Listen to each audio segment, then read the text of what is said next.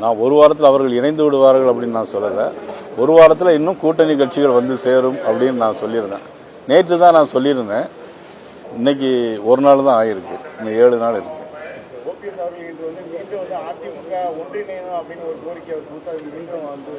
இல்லை, அது மதிப்புக்குரிய ஓபிஎஸ் அவர் ரொம்ப வெகு காலமாக அந்த கருத்தை சொல்லிக் கொண்டு வருகிறாங்க. அதனுடைய அடிப்படையில் அவர் நேற்றும் இன்றும் அதே கருத்தை வலியுறுத்தி இருக்கிறார்கள். அது பற்றி நான் இந்த கருத்தை நான் சொல்ல முடியாது.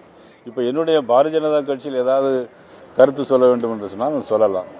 அடுத்த கட்சியில் கருத்து சொல்வது என்பது அது சரியாக இருக்காது.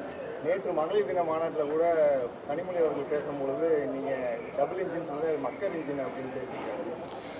மதிப்புக்குரிய சகோதரி கனிமொழி அவர்கள் மக்கள் இன்ஜின் சொல்லியிருக்காங்க.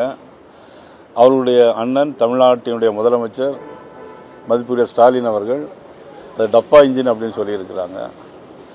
ஆனால் இன்னைக்கு அவங்க கூட்டணியிலே மக்கர் ஆகிட்டுனா இருக்குன்னு தான் நான் கேள்விப்படுறேன். ஏன்னா காங்கிரஸ் கட்சியில் ஒரு மாதிரி சொல்லிட்டு இருக்காங்க. திமுக காங்கிரஸ் அது இருக்குமா, அது மக்கர் இன்ஜினாக போகுமாங்கிறது தெரியாது. தேர்தல் முடிந்த பிறகு யார் மக்கர் இன்ஜின், யார் டப்பா இன்ஜின், எது வந்தே பாரத் இன்ஜின் அப்படிங்கிறதெல்லாம் உங்களுக்கு நிச்சயமா தெரியும்.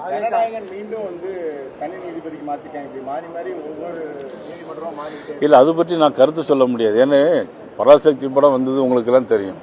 அது யாருடைய படம் என்பதும் உங்களுக்கு தெரியும். அதாவது தேர்தல் ஆணையம் அல்லது என்ஃபோர்ஸ்மெண்ட் டைரக்டரேட் இதெல்லாம் ஒரு இண்டிபெண்ட் பாடி. அதே மாதிரி சென்சார் போர்டு ஒரு இண்டிபெண்ட் பாடி.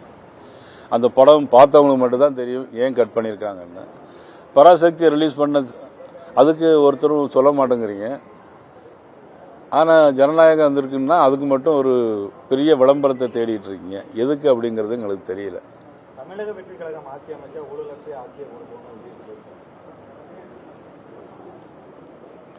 இது உங்களுக்கே சிரிப்பா தெரியலையா? சிரிச்சுக்கிட்டே கேட்குறீங்க. எவ்வளவு ஊழல் நடைபெற்று இருக்கிறது என்பதை மதிப்புக்குரிய அண்ணன் இபிஎஸ் அவர்கள் கவர்னரை சந்தித்து அதற்கான ஆதாரங்கள் எல்லாம் கொடுத்திருக்கார். கிட்டத்தட்ட 4000 கோடி ரூபாய்க்கு மேல ஊழல் அப்படிங்கிறத மதிப்புக்குரிய இபிஎஸ் அவர்கள் கவர்னரை பார்த்து கொடுத்திருக்கிறார்.